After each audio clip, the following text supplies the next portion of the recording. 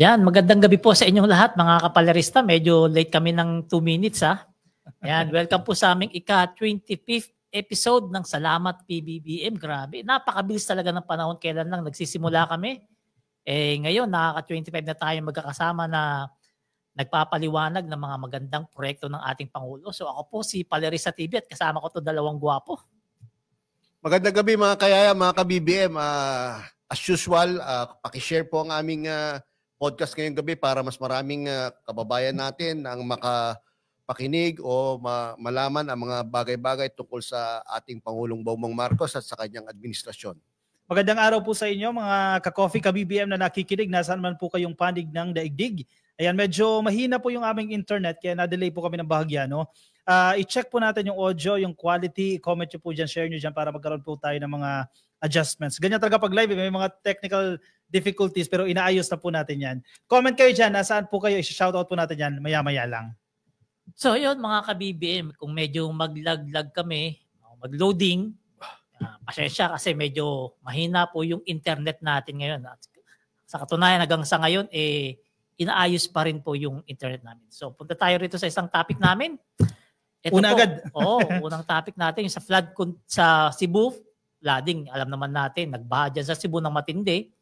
Kasi nagkaroon talaga ng bagyo, si Tino. Grabe si Tino, napakalakas na bagyo na si Tino. Alam nyo ba, ang nasawi dyan ay 48 ang nasawi. Dadagdagan na ata yan, partner, mga 60 plus na. 60 na. 60 plus na. And actually, may nakita akong report na nasa 80 na nga eh. 80. Ba yung bine-verify o? Tapos, so, verify natin kung talagang nasa 80 na nga. Tapos 343 pala yung flood control dyan na proyekto dyan sa Cebu. Ang masama dyan, doon sa 343 na yun, wala doon yung nakapigil doon sa matinding pagbabaha na nangyari. At malala. Malala talaga. At ang malala pa rin dyan, ang presyo pala ng mga flood control na yun, yung 343, ay 26 billion ang halaga ng kabuuang flood control na nagastos doon. Kaya yung mga kababayan natin, nananawagan kay Governor Barry Cuatro na magbigay ng kanyang pahayag o magbahagi ng impormasyon kung meron siyang nalalaman diyan sa mga flood control diyan sa lugar niya. Kasi 343 pero binaha pa rin talaga sila ng matindi. Ngayon, yung gobyerno naman natin sa pangunguna ng DSWD, patuloy na nagbibigay ng assistance sa mga kababayan natin diyan na tinamaan ng bagyo. At yung Philippine Coast Guard patuloy na nagliligtas ng mga kababayan natin na stranded dyan sa baha. Kanina si Yusek Claire Castro tinanong ng isa sa mga nagko-cover sa Malacanang kung anong reaksyon niya sa sinabi ni Governor Barry Cuatro na medyo galit na galit nga dahil meron silang 26 billion ng pondo for flood control nitong mga nakaraan lalo na noong 2016 to 2022 pero anong nangyari daw At sinagot ni Yusek Castro na ang Pangulo galit din. Kung nagagalit ang gobernador, galit din ang Pangulo. Kaya nag-utos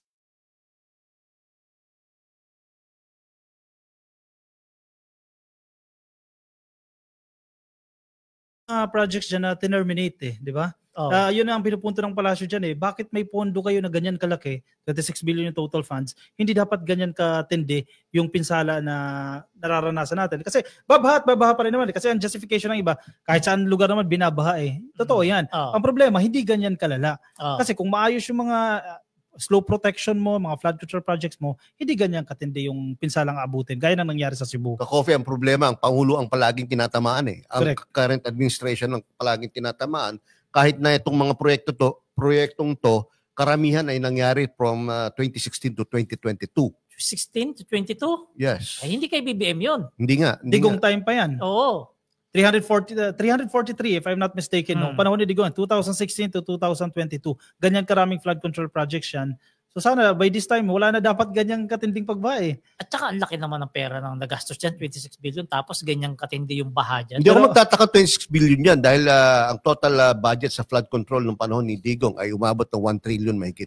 Pero kung isipin mo, Sa 6 na kabuuan na taon. ng Cebu yan. Isipin mo yung kay Pulong, 51 billion. Isang distrito Isang lang. distrito lang. Sa loob ng 3 taon. Sabihin natin on average, 20 million yan, 20 billion yan. Masyadong malaki pa rin. Malaki masyado. Ngayon, hindi mo talaga masasabi yung ganti ng kalikasan sa atin. Kung merong mga nagpasarap dyan sa pondo ng flood control na yan dyan sa Cebu, kung meron, kailangan talaga nila magbayad dahil mismo kalikasan na ang nagbubuking sa kanila. Meron pa ako nakita dyan, flood control nasira. Talagang na-deform yung flood control na yun doon sa Cebu rin mismo. Ngayon, kalikasan na yung gumawa. Gaya nung nangyari nung bago magsona si PBBM na binaha tayo ng matinding baha kasi nga may 3 bagyo na pumasok sa atin kaya na-expose itong flood control anomaly ngayon dito sa atin. Ganyan rin nangyari sa Cebu. Kailangan pang bumaha ng matindi para malaman yung flood control dyan. Matindi rin pala. Hindi pala matindi yung pagkakagawa. Oo. Diyan ako natatawa. Diba? Pero nagsabi, alam mo na, post ko, nakakalimutan ko kung sino nagsabi. Hindi daw si PBM ang nag-expose ng flood control scam. Si Joel. Si Joel ba? Hindi, ang Diyos daw. Si Dr. Mata. Okay. Nagsabi. Ay, doktor na yun? Oo, sabi na si... Ano tawag mo doon? Ang Diyos daw. Ang doktor na tanga. Ano sabi? Kaya nag-post ako tinanong ko siya, bakit kinausap ka ng Diyos? Nagparamdam din ba sa inyo? Nagkaroon ba ng apparition ng ating Panginoon? Wala. Para sabihin sa inyo na in-expose siya yung... Wala.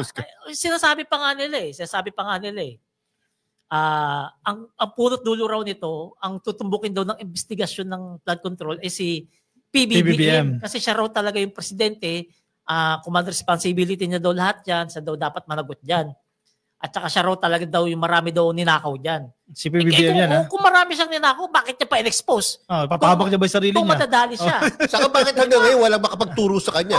Correct. Diba? Wala man lang ebidensya. Kahit tao lang na magsasabi. Kahit mga style ni Orly Gutesa na magsasabi, ang Pangulo ang pinagdadala namin ng pera. Wala. Wala. Hindi kasi nila kayang gawin yun. Kasi nga, ultimo si PBBM, kumpiyansa na yung flood control issue na yan, hindi kakatok yan sa pintuan ng Malacanang. Diba? At saka yung anak niya, si Sandro, sigurado si PBBM, hindi dyan may involve. Kasi hindi naman sila magnanakaw gaya nung isa na inamin pa. Diba? Kaya nga nabubulok sa kulungan, kasi umamin na maraming pinapatay, maraming ninakaw, kaya yun, napapahiya ngayon. Diba? Ang maganda lang dito sa mga exposition na ito, no?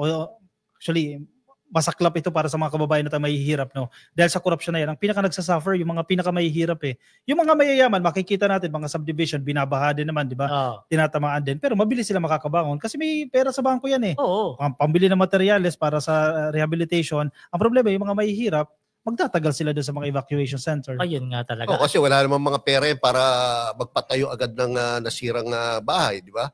So aasa yan sa tulong ng gobyerno. At ang gobyerno naman makakatulong lang up to a certain point. No? Hindi naman pwedeng lahat ng gastos ng mga hindi naman pwedeng patayuan ng malaking bahay. Naging biktima ay ang gobyerno ang gagastos dahil wala namang ganung kalaking pera ang gobyerno. Tutulong pero hindi sapat sa pangangailangan ng mga taong nasiraan ng bahay o nalubog yung mga kotse at mga ibang ari-arian, no? Itong flood control, itong baha na to sa Cebu yung pinaka-tinamaan, no? Yung sa pinuntahan mo, Visayas meron din pero hindi ganoon katindi. Hindi ganoon katindi, no? Meron din Negros Oriental. Kasi meron ako nakitang pictures, no, na ini-inspect nung municipal chief ng PNP, no? Parang bumagsak lahat ng bato na malalaki sa bayan nila . Ang lalaki ng bato na nasa kalsada. So, yun, no? Pero mukhang mukhang isang taon lang, no? Sa Negros Oriental. Ang nakakalungkot lang sa Cebu kasi kakayanig lang sa kanila di ba? Major disaster na tumama sa kanila ng lindol na yan. And then ito na naman, kumbaga nagre-recover ka pala. Actually, di ka pa nga nakaka-recover may panibago na naman darating. Yan talaga yung hamon dyan sa bagong governor dyan ng Cebu na si Governor Baricuatro, kung paano niya iahon yung probinsya niya mula dyan sa mga dilubyo na yan ng kalikasan. Nasaan daw ang presidente? Nasaan daw ang presidente? Ayun, nagbibigay ng tulong. Pupunta daw. Wala lang date pa pero pupunta. I think bukas. Kasi sabi nga ni PBBM, hindi nga siya pwede magpunta dyan kapag bago pa lang yung sakuna kasi nakaka-istorbo lang siya dyan dahil maraming pa-picture sa alam mo naman si PBBM, sikat yun . Pag nagpunta yun sa isang lugar, yung mga tao ron makakalimutan nila yung dilubyo ng bagyo, makakalimutan nila yung experience nila sa baha. Makapagpa-picture lang kay BBM. Pero knowing mga Cebuano, no, mabilis makakabangon yan. Very resilient ang mga Cebuano. Mahusay ang mga at medyo may kaya naman yung probinsya na yan, no? At ang mga cities diyan, municipalities, medyo mas angat naman kumpara sa ibang probinsya. At with the support of the national government led by President Bongbong Marcos, I'm sure in due time, no, sooner than later, makaka-recover ang province ng Cebu. Alam mo, matindi talaga. Nakita niyo ba yung mga video, yung baka? Baka parang... nakita ko yun. Grabe. Tinangay ng buha? Oo, baka. Malaking baka na yun. Walang tali. Hindi mo So, pero buhay pa. Buhay. Nilalabanan niya rin yung agos ng Grabe. Sabi ko, grabe talaga yung nangyari rito. Kung nangyari sa ibang lugar yan, ewan ko na lang. Kasi di mo, Cebu, grabe yung yan. Yung kita mo yung, ano ba lugar yun? Yung along... sa Talisay ba yan? Yeah, sa Talisay, tama. Sa Talisay, no? Talagang wipe out yung mga bahay, no? Tapos yung isang middle class subdivision, patong-patong yung mga kotse. Alam mo, sa tingin ko kung naapektuhan sila nung lindol, mas malaki to. Mas malaki pinsala nito. Palagay ko rin. Oo, kasi kita mo saka mas maraming namatay. O kita mo yung town. 66. Ang kagandahan lang, napaghahandaan. Hindi kagaya ng lindol kasi, in an instant Yayarigin kayo. Sa baha, medyo may mag-notify sa inyo, maganda kayo, no? Para wala ka nakapaghanda Kasi, teka muna, producer, pwede bang i-update natin yung figure ng death toll saka nasaktan sa Cebu, province of Cebu? So, syempre, yung DSWD dyan, hindi yan nagpahuli. Nagbigay ka agad yan nung DSWD box nila na maraming mga nilalaman at naglaan ng 1.9 million na humanitarian assistance ang gobyerno dyan na may kasamang 2.8 billion pa na available relief resources para sa apektadong mga komunidad dyan sa Cebu. Ang DSWD, lagi naman naka-preposition dyan. Bago pa tumama yung bagyo, nadjadjaan na yan sa mga bodega nila. Nakastock na po yung mga ipapamigay na ayuda, no? Immediate relief. Saka may mga foreign governments na nagsabi na natutulong sila. Like yung USM ambassador na si Mary Kay Clarkson, no? Nagsabi na siya ng tutulong ang US government sa mga nasalanta ng bagyo na yan. Nasa 92 na daw. 92 na. As a whole yan, no? Buong Pilipinas siya, no? Cebu pa lang. Napakarami. So, matindi talaga ito pagtama ng baha na to. Oo. Ngayon, eto. Tulungan natin yung mga taga Cebu. Pagdasal natin na malagpasan nila yung pagsubok na yan na dumaraan sa kanilang buhay at panalangin natin na sana may managot talaga dyan sa flood control na mga bulilyaso dyan. Kasi galit yung mga taga Cebu. Bakit nangyari sa kanila yun? 343 pala yung flood control nila. Ngayon, hindi na makatulog na maayos yung mga dyan, mga congressman dati dyan, o yung mga congressman na may flood control dyan. Tiyak na nagkaroon ng nakawan. Sigurado. Malabag yan. May kumita dyan. Baka yung mga hindi na nanalo, kumita pa rin yan. May mapapatawag na naman dyan. Ngayon, sasabihin nila, kasalanan daw ni BBM yung bagyo na yun. May isa pang dilis na nag-post, ginamit yung sipusit. Kapag siya raw nanalo, wala na raw bagyo nang mangyayari. Hindi ko na lang pinost kasi talaga fake news Yun ang masama sa atin, no? Hindi, matindi pa rin. Ang daming mga naniniwala. Kaya, mga kapwa ba nila mga pinag-aaral na hindi nag-aaral, pumapasok. Isipin mo, post. Kapag ako alam mo fake news sabi ni Pusit, kapag ako nanalo, wala na tayong mararanasan bagyo. Bagyo, wala talaga. Ay, ano gagawin niya? Buwagin niya ng pag-asa. Diba? Parang si Moises Yun ang sama sa ating mga Pilipino, no? Yung mga panahon po na national disaster, national catastrophe, national crisis, dapat po nagkakaisa tayo. Isasantabi muna ang politika. Pero sa atin, mukhang hindi tayo ganun Hindi natin kayang isantabi ang ating personal na biases, ang personal color, no? Para sa ating bayan at sa ating mga kababayan. Sana naman, no? Wag itigil natin ang pamumulitika pag mga ganitong panahon. Magtulungan na lang.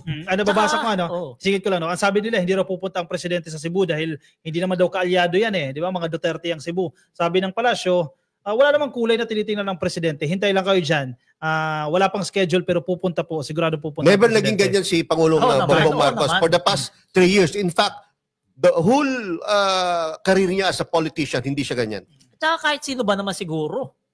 Kahit sino pa maging presidente, hindi gagawin niyang ganyan kapag may nasalanta na porket hindi mo kalyado, hindi mo tutulungan.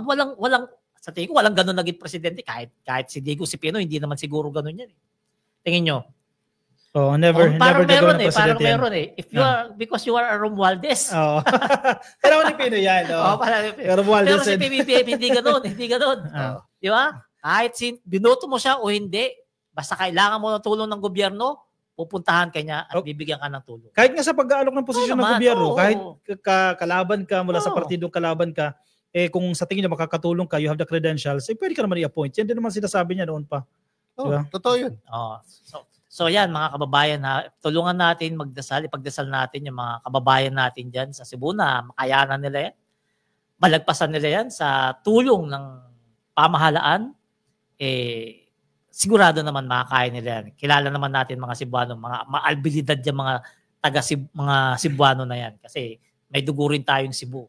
Marami taga Cebu hindi nakakapanood sa atin ngayon at yung mga nasa Visayas, may mga nagchat-chat din sa atin, wala daw kasing kuryente. Mahirap yung kuryente sa kanila. May replay naman po, may replay. Replay na lang po yung panoorin niya. Intindihan po natin yan, kung bakit hindi kayo makanood. So basa mo tayo saglit ng comment. Yan, kay Tessie Pagiran. Yan, tama si BBM. Camilo Hihara. Sira na talaga ang kalikasan. Sabi ni Koy Ramos Cunanan, sana kasali na lang palagi si Secretary Vince Dizon para 4 na kayong pogi sa podcast. Hindi naman masyado. Daming ginagawa si Secretary Vince. Siyempre mas importante, no? Mas importante sa amin. Dapat niyang pagtuunan. Ito si Miss Ann Kayun Narima Shuni. Tama ba pronunciation ko?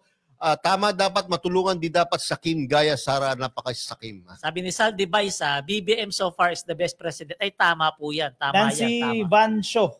Iba kasi ang isip ng iba. Correct.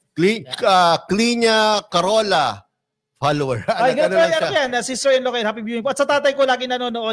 Tatay Lino, thank you po. Tinutulungan niya tayo. Camilo Ihara, sana hinto mo na aquari. Yun na nga. Isa yan. Isang malaking factor yan. Kung bakit tayo sinisigil ng kalikasan. Meron ba doon sa Cebu niyan?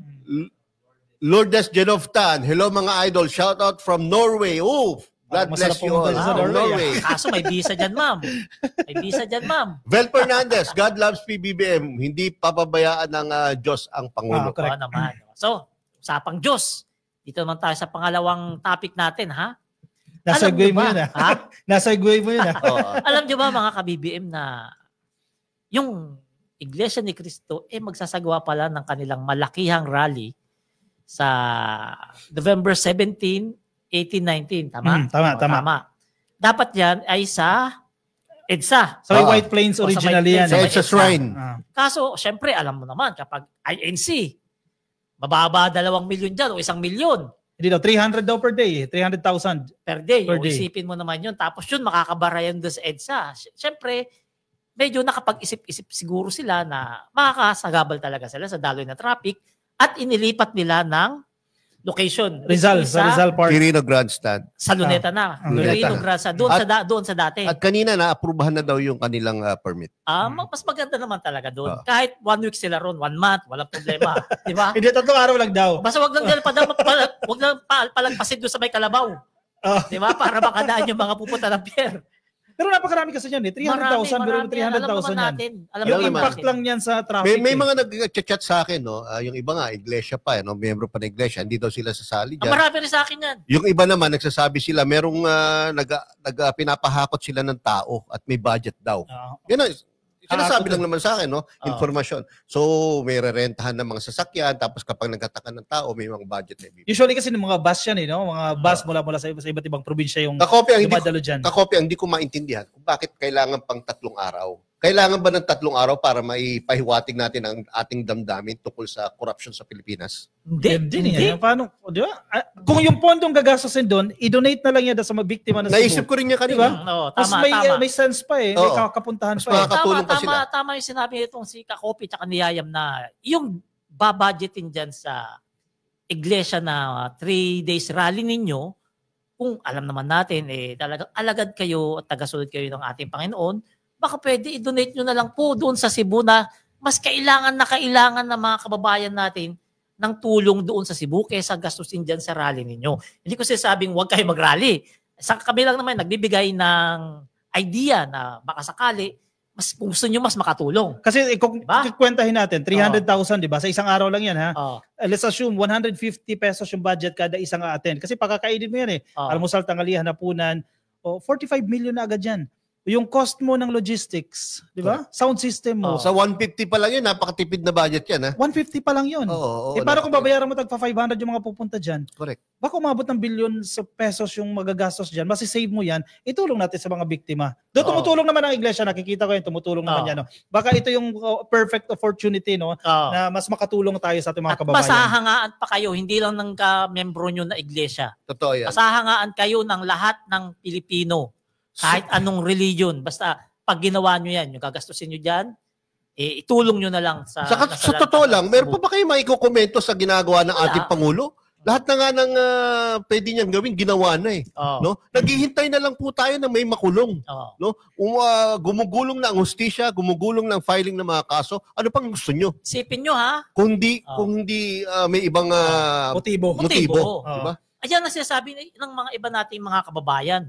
Yan sinasabi ng iba natin mga followers na nagko-comment sa mga video na napapanood natin na baka nga raw merong ibang motibo kaya gagawin nila yung 3-day rally nila yan na kung tutuusin ay hindi naman kailangan. Diba? Kasi ginagawa naman ng pamahalaan natin para mayroong mapanagot diyan sa anomalya ng flood control. At ba't hindi sila nag-rally nung panahon dinidigong na marami ring anomalya sa Parmali, sa AGK, ba't hindi sila nag-rally? Itong matino yung presidente, ibinubulgar yung mga magnanakaw, magrarally. Pero kung papansinin mo, no, diba?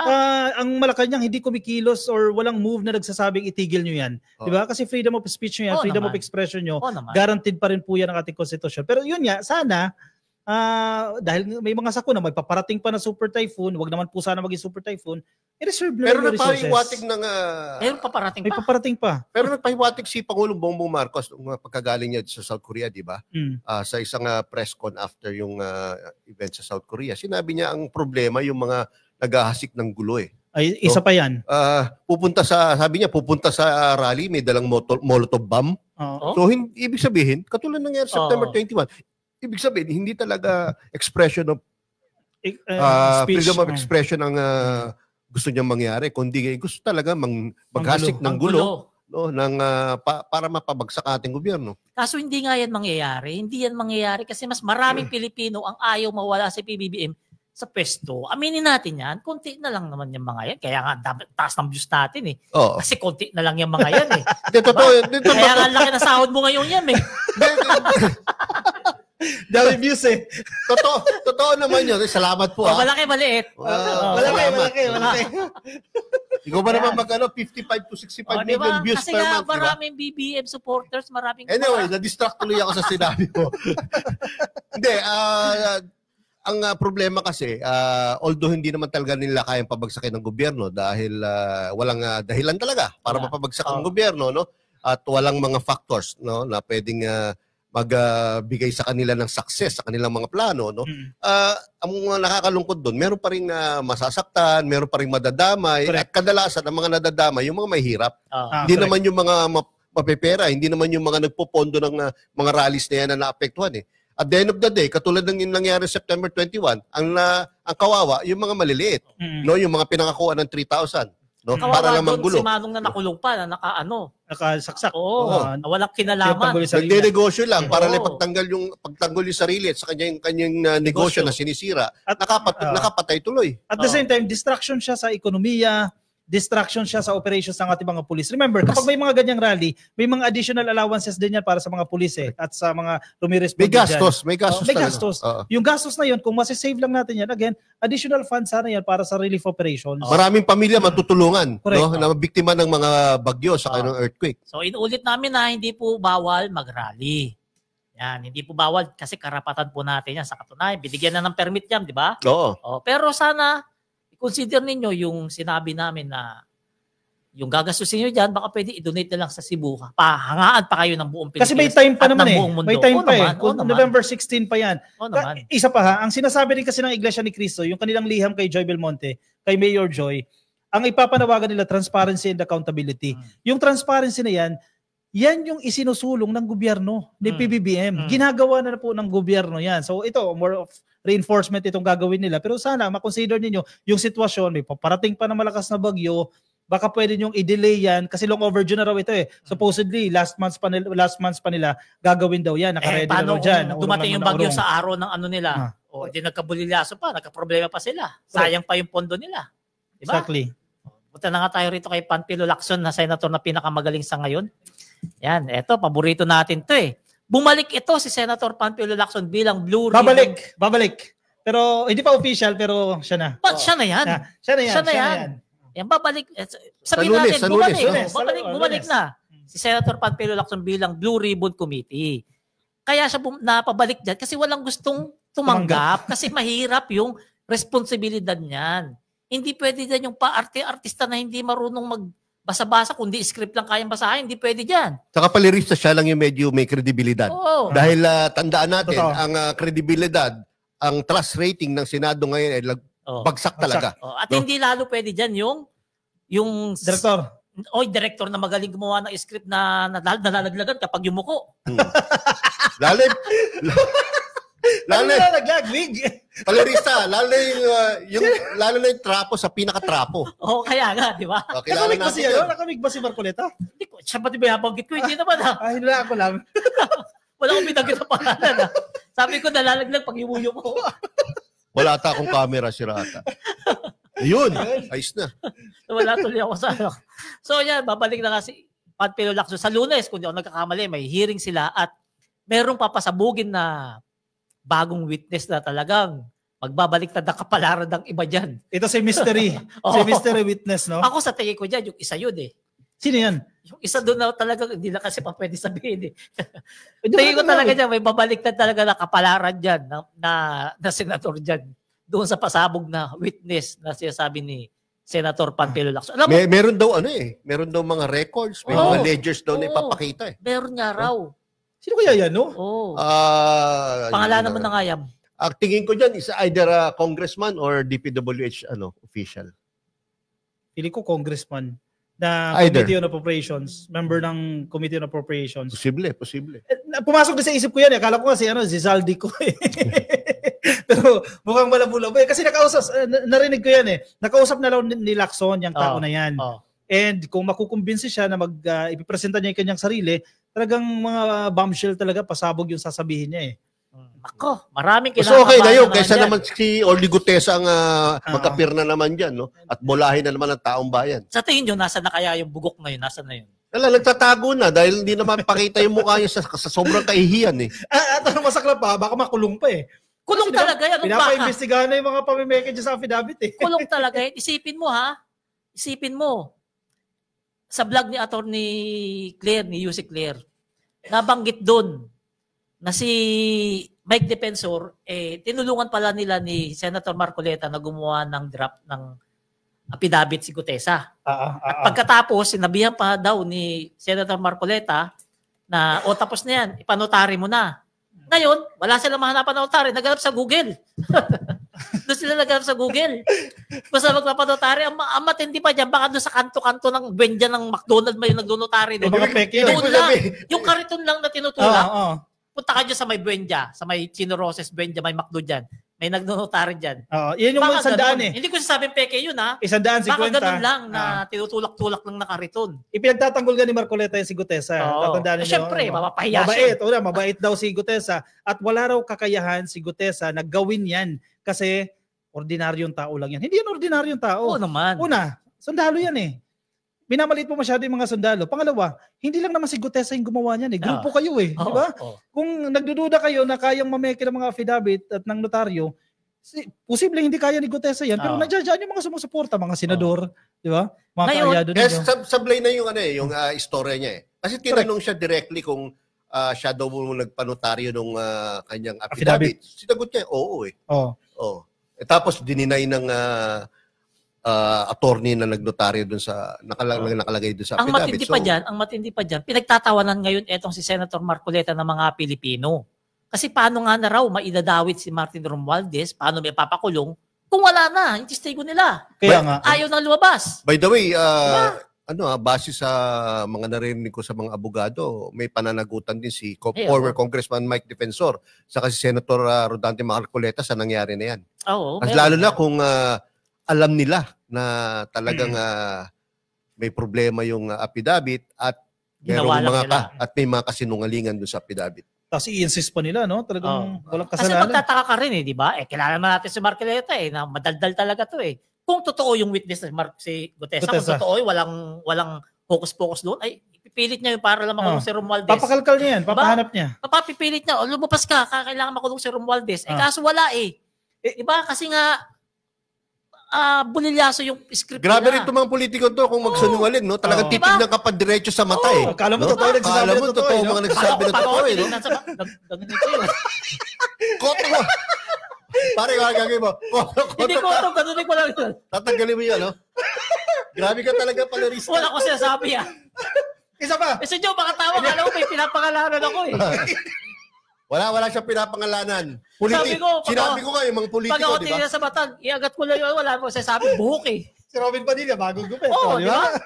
Tawa ka ng tawa dyan Mahilig ba ka, no? Mag-sombrero, di ba? Kaya nga, di ba?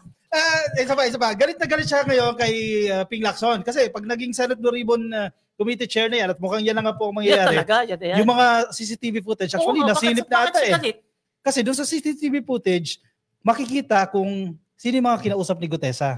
Kasi ang claim ni Marcoleta, di ba, surprise witness yan So ang assumption dyan, hindi kayo nagkaroon ng briefing, hindi kayo nag-usap, kung ano man yan. Kung lalabas doon sa CCTV footage na pumasok sa kwarto ni Marcoleta yan, gaano katagal nag-stay yan, posible, syempre. 8:30 raw pumasok 8:30. Lumabas, Hanggang anong oras lumabas yan? 10:57, Mahaba-habang 10:30. usapan yan. Ano nag-rehearsal? Ano yung ginawa nila doon sa loob? So malaking factor yan. Yun na nga. Kaya nagagalit siya kay Lacson kay Senator Lacson ni-spyan daw siya.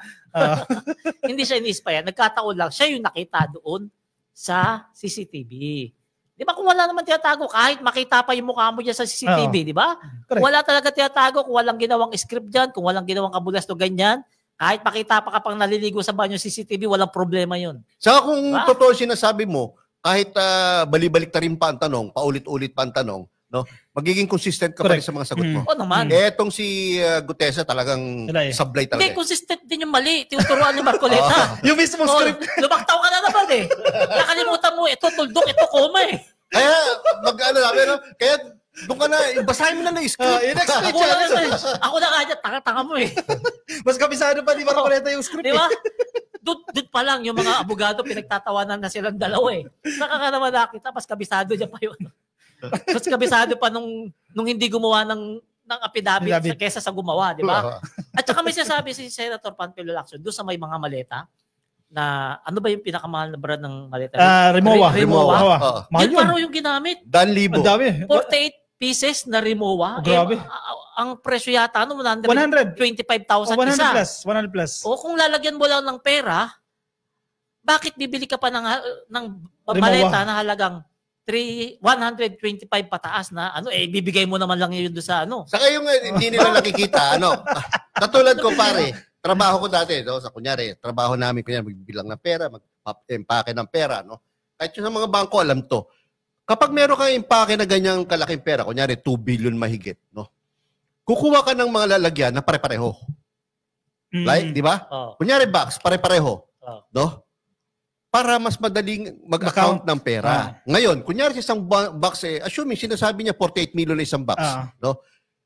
Pare-parehong box yung 48 million ang laman, hindi mo na kailangan lagyan ng post-it bawat isa na 48 million. Kasi pare-parehas naman ang itsura. Pare-parehas naman ang itsura, pare-parehas naman ang amount. Ang tanga mo naman. At saka, bakit post-it? Ang post-it mabilis matanggal. Kaya nga, mabilis bakit post-it? Pwede mo lagay ng pen and pen yun. Lalo kung sinasabi niya na wala raw budget minsan sinasabi niya box, minsan sinasabi niya maleta. So iba-iba din, So tama si Senator Lacson doon, Kung kukuha ka ng lalagyan ng pera, dapat yung mumurahin lang kasi pagbigay mo na rin yun. Ibigay mo na rin yun. Dapat kaya karton lang. Hindi mo naasahan na kukunin mo pa yun ulit di ba? Mas may eksperto pa sa Alcantara naka-Lucky Me box lang So ang dami talagang improbabilities doon sa kanyang sa kanyang. Even si Kerubin, si Ariel Kerubin, Colonel Ariel Kerubin ng Marines din. Sabi niya, yung ibang sinasabi ni Gutesa, hindi rin kapanipaniwala. Kasamahan na nila sa Marines yan. Kaya nakakapagtaka itong si Bato, ini-insist niya, may credibility yan dahil naging sundalo yan. Pero nung una, sinabi ni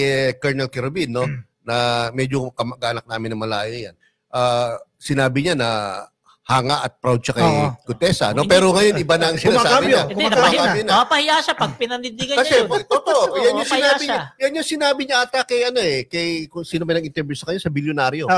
Corina Sanchez ata. Si yan. Corina Pinky Sanchez. Web. Pinky Web, no? Sinabi niya na, at least ngayon, sinasabi niya na yung totoo. No? Correct. Tsaka siya Mukhang may problema. siya na mismo nagkumpirma na wala si Gutesa dun sa Marines. Kasi Marines yan si Colonel Kerubin eh. Hindi pwede magsinungaling yung mga yan sa kapwa nila Marines. So yun mga ka-BBM ha, tandaan natin ha. Si Senator Papilo Lacson na yung babalik na Blue Ribbon Committee chairman. Yan. At matindi ang gagawin nito ngayon sa hearing sa Lunes. Diyan uli natin makikita yung mga panibagong development dito sa flood control investigation dyan sa Senado. And sinasabi din ni Tito Soto na next week, posibleng, actually magkikita talaga sila ni Speaker Martin Romualdez para pag-usapan yung upcoming na investigation ng Blue Ribbon Committee. And out of, kasi may parliamentary courtesy, di ba?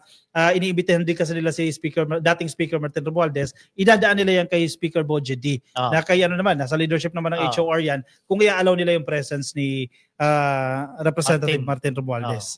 So yan mga kababayan. Basta muna tayo ng mga comments. Ayan, si Jacqueline Odavar. Good evening po ka-BBM. Merly Rapis Laguna. Sabi ni Marcoleta, nalagay ng secret camera si Senator Lacson. So kaya nilagay yun. Pag naniwala po kayo dyan, tanga po kayo ha. Hindi, dito kinabit. Paano makakalagay ng secret camera? Meron na talaga mga CCTV sa lahat ng sulok ng Senado, no? Fake news po yan. Tess Fernandez sa Hagun. Oy, hello po. Good evening po sa inyong lahat mga search watching from Canada. Happy viewing po sa inyo. Norma Ranay Paler. Mama mo, pre. Bakit nga naglaho si Gutesa? Di na nagpaparamdam. Sus, lagi na tayo nagkikwentuhan yan. Yan pa yung tanong mo, Mi. Lagi tayo nagkikwentuhan. Bakit mo naman binuko si mama mo? Bakit mo naman binuko si mama mo? Virginia Gometa Kodjamat, no? Good evening po mga ka-BBM. Happy viewing po sa inyo. Maria Estrella Plateki, November 16, birthday ko ha. Oy, happy birthday Ma'am Maria. Happy birthday. From From Illinois. Mukhang absent mukhang absent na naman si Sunflower Ay, hindi ko pa nakita Sunflower, no? Wawi Rivera, hello po sa inyo. Shoutout po. Ayan. Punta tayo sa second segment ng aming podcast po. As usual, no, for the past 3 weeks, ang first segment po natin, ang first topic po natin sa ating segment ay tungkol sa aking editorial, no. Meron po ako editorial kahapon na gusto kong basahin sa inyo, no. Ay may kinalaman pa rin po to sa mga religious groups, no. Ang titulo po ng aking editorial ay Walang simbahan ang dapat umupo sa trono, no. Medyo po to, you don't have to take it literally, no. Medyo figuratively speaking po to, no. So, babasahin ko po ang aking editorial in Tagalog, no? Sa page ko po, English to, kaya kino-convert ko po in Tagalog para mas maintindihan ng mas maraming tao. May matagal ng utos na gabay ng mga matinong lipunan. Ibigay kay Caesar ang para kay Caesar at sa Diyos ang para sa Diyos. Ibig sabihin, malinaw ang boundary. Hindi dapat nagsasama ang kapangyarihan ng simbahan at ng Estado. Pero ngayon, sa Pilipinas, unti-unti, nabubura ang linya. Yung mga institusyong dapat nag-aalaga ng kaluluwa, ngayon humahawak ng impluensya sa politika, nangihimasok sa eleksyon at tumuhubog ng desisyon ng buong bayan. Hindi malabo ang saligang batas. Separation of church and state ay hindi footnote. Haligi ito ng demokrasya. May respeto at pribilehiyo ang simbahan dahil spiritual mission ang mandato nila, hindi political ambition. Pero kung gagamitin ang faith para magdikta ng boto, kung magiging political bloc at kingmaker, nilalagay nila sa panganib ang pundasyon ng ating bansa. Hindi pananampalataya ang problema. Ang maling paggamit ng pananampalataya ang tunay na banta. Kapag ang leader relihiyon nagdidikta ng political destiny, hindi nila ginagabayan ang bayan. Kinokontrol nila ito. At kapag ang publiko lumuluhod para sa endorsement imbis maglingkod sa tao, tahimik na nalalason ang demokrasya sa likod ng stained glass at saradong pintuan. Kaya panahon na para magnilay. Ang relihiyon dapat nagpapalakas ng moralidad, hindi nagpapatakbo ng politika. Dapat nag-i-inspire ng leaders, hindi nakikipagnegosyo ng pwesto at kapangyarihan. At kung patuloy nakikilos ang ilan na parabang political machinery sila, darating ang panahon na dapat tanungin ng bayan kung karapat-dapat pa ba ang mga pribilehiyong ibinigay sa kanila? Ang Pilipinas ay yumuyuko sa Diyos, hindi sa sino mang grupong gustong umupo sa trono at maghari sa politika. Yan po ang ating editorial ngayong araw. Ganda. Ang ganda. Pangunahan ko na. Sige, ikaw muna, pre. Makakapal yung mukha ng mga mga pastor na nagpupolitiko eh. Oo, makakapal talaga mukha. Isipin mo, dalawa yung pinagsisilbihan mo, pwede ba yun? Diba? Meron ka ng abuloy sa sambahan mo, meron ka pang pork barrel o pondo. Correct. Diba? Hindi tayo magloko, meron talaga niyan. Tax-free to Tax-free. Oo, yun na nga. Hindi, ibig sabihin yung pag nag-abuloy, pag nagbigay ba ng tulong, ano may tawag yung contribution sa simbahan? Tights. O yung ganun. Kasi bihira lang ako magsimba talaga eh. Yun, kapag di ba may napupunta yun sa pastor? Sa simbahan. Oo, sa pastor talaga mismo yun. Sa simbahan. Kasi di sa pag-ano, may mga pastor talaga na nagtatayo ng ganyan para gumanda-ganda ang buhay. Pero hindi ko nilalata kasi tingnan mo, sinong taong simbahan ang mahirap? Huwag kayo magbanggit ng pangalan. Sa isip nyo lang, sino? Diba? Lahat yan, bilyonaryo. Lahat yan, milyonaryo. Yung mga kilala nating pastor na nasa isip natin. Nakakulong na yung kilala ko. Yung sa isip ko. Pero bilyonaryo pa rin. Bilyonaryo pa rin. Nakakulong nga lang. Diba? Kaya ngayon, yung mga taong simbahan na nagpupolitika, yan talaga yung dapat sinusunog sa impyerno yung kaluluwa niyan na hindi na dapat pinapatawad yan. Tapos nagmamalinis pa. Wala kami ganyan-ganyan. Hindi kaliyan pinapalitan. Ba? Yun ang problema. Yan ang problema dyan sa atin. Ang masaklap lang dito, sir, direct violation ng konstitusyon. Correct. Diba? Naman. Separation of church and state. At yung keyword doon, yung kinokontrol mo na yung mga disciples nyo eh. Yung mga tagasunod ninyo, kinokontrol nyo na. Pinagsasabihan nyo na, ito dapat yung iboto. Diba? Yung karapatan niyang mamili, nasa demokrasya tayo, tinatanggal mo sa kanya yun. Sana wag tayo magpagamit sa ganung sistema. Ang masama dito ka-copy sa kapalerista, nagkakaroon ng quid pro quo na palagi eh. Yung you scratch my back, I'll scratch yours. No? Correct. Nakita natin yan nakarang eleksyon. No? Iboto nyo to, dalhin nyo to sa inyong lineup ng mga senador, kunwari, no? Then kayo ang i-endorse namin sa local election. Ganun na eh. Syempre, itong mga local politicians, walang choice kundi sunod. Gusto manalo eh. No? So, ang nangyayari, ang nagdidikta na ng politika natin, o sinong maglilid sa atin, hindi na yung talagang true will ng taong bayan, kundi ang masaklap, parang walang relihiyon na.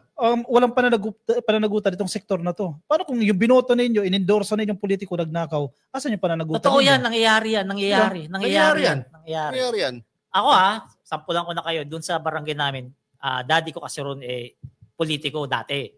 Ngayon, yung pamangkin niya, tinulungan niya, makapunta rin sa Maynila, wala matitira, pinitira rin sa apartment namin, tapos naging teacher, okay na yung buhay. Dating ng eleksyon, daddy ko hindi sinuportahan. Sabi nung pinsan niya na yun, wala kang magagawa kasi hindi ko inidor. Pinalayas namin. Taka eh. Di ba? Ito daddy ko nakatulong sa'yo. Hindi inidorsa na si Bani Bago ka lang dyan. Wala ka pa isang taon dyan. Pinalayas namin. Bugok eh. Di ba? May mali kasi. May mali talaga eh. Di ba? Asan dun, kahit wag na yung utang na loob, pagiging magpinsan na lang, pasasalamat na lang sa lahat ng naitulong. Di ba?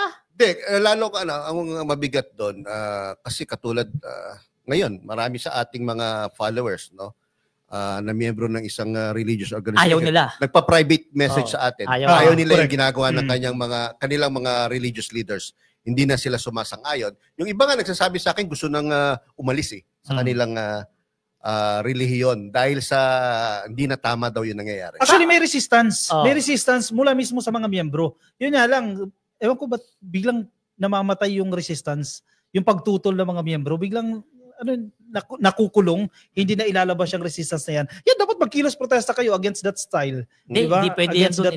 Bawal sa kanila yun, bawal. Bawal sa kanila. Meron ako nakita, gusto ko lang basahin agad. Imelda Angeles, ginagawang negosyo ang relihiyon. Totoo yan, ha? Kaya nga sabi ko nga. Kanina, di ba? Totoo yan. Negosyo ang relihiyon. May isa pa, kulto daw po ang tawag dyan, sabi ni Maria Plateki. Totoo din yun. Pero hindi naman lahat, meron rin talaga mga legit na religion. Totoo yan. Ang kulto, yung mga nakukulong, yung mga nagre-recruit, yung mga agila-agila, yung mga yan. Okay, sige. Move to our next topic for segment 2, no? ang ating Pangulong Bongbong Marcos inutusan ng lahat ng ahensya ng gobyerno na bawasan ang pondo or ang budget pala ang ginagastos sa mga proyekto, no? At I think sinabi niya to sa isang speech niya sa airport bago siya umalis. Bago siya pumunta Departure sa pabalik ng Pilipinas. Bago pumunta ng Malaysia. No? Bago pumunta ng Malaysia, sinabi niya na sino kausap niya ron?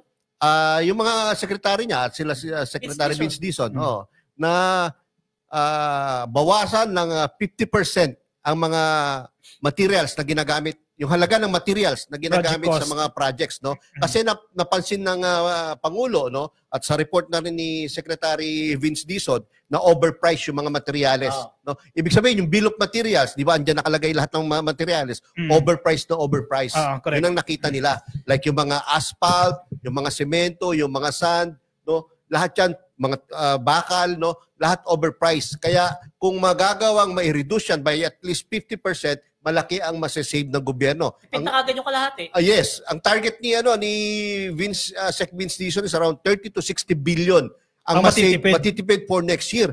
Imagine 30 to 60 billion, marami ang matutulungan yan na kababayan natin kung dadali na lang sa ibang pagkakagastusan yan. Alam nyo mga ka-BBM, meron niyang isang proyekto nung nakaraang buwan ko lang napanood, hindi ko lang na-i-vlog eh.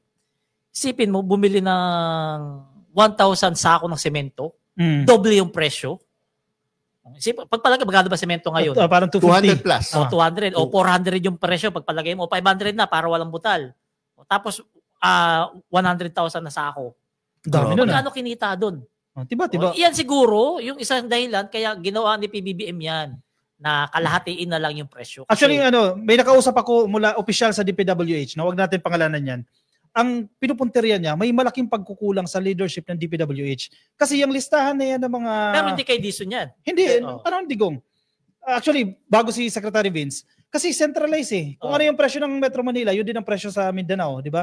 So yung mga sinasabi nila, kami dito sa baba o kami dito sa taas, para di tayo mahuli kung taga saan yan, sinusunod lang namin kung ano yung magkano yung presyo ng semento. So, ang problema, yung pinaka-central office. Kasi kayo yung nagsiset niyan eh. Pinag-uusapan ninyo magkano yung presyo ng semento. Wala naman magagawin ibig sabihin, sa pagdidesign pa lang ng proyekto at pagkukosting pa lang, may intention na talagang makapagnakaw itong mga taong to. Correct. Yan ang iiwasan na. Kaya isa sa mga reforma na gagawin ng ating gobyerno, no, through DPWH Secretary Vince Dizon, ay tingnan ang mga specific prices ng mga materials na ginagamit sa mga proyekto. Para siguradong mapababa ang halaga ng projects. Mahirap yung trabaho ng Sec Vince, no? Gagaya niyan. Kalahati na lang yung presyo. Ano yung tawag doon sa steel piping ba yun? Binabaon? Hulog. Steel piping. Okay. Pagpalagay mo na lang 1,000 pesos isang gano'n na palagay natin. Okay. 1,000 nga binayaran. Talagang totoong 1,000. Kung kalahati lang ibaon. 750 diba? Na. Paano pa malalaman yung mga ganyan? Kaya kailangan ng hamon talaga dyan kay Sec Vince Dizon, yung mga tao niya sa ilalim, tapat sa kanya. Isa pa, yung mga construction worker, nakausap ko, no, yan yung mga nagpapatakas sa mga tanso, mga bakal, nilulusot nila. Ang sinasabi nila, yung mga boss nga namin matagal sa taas, na yan ganyan. nagnanakaw hindi kami pa. Matagal na yan ganyan. Tama ka, matagal na yan. Kaya sinabi ni Secretary Vince Dizon, no, dekadang sistema na yan. No? Kaya hindi po pwede talaga sabihin na ngayon lang administrasyon ni Pangulong Bongbong ng Marcos nangyari yan. Dahil matagal na pong kalakaran. Bata pa tayo, kalakaran na yan eh. Alam mo yung bata ka, sanggol pa ako nun pre. Totoo naman yun. Hindi, alam niyo yung mga copperware na ginagamit sa mga pang-wiring?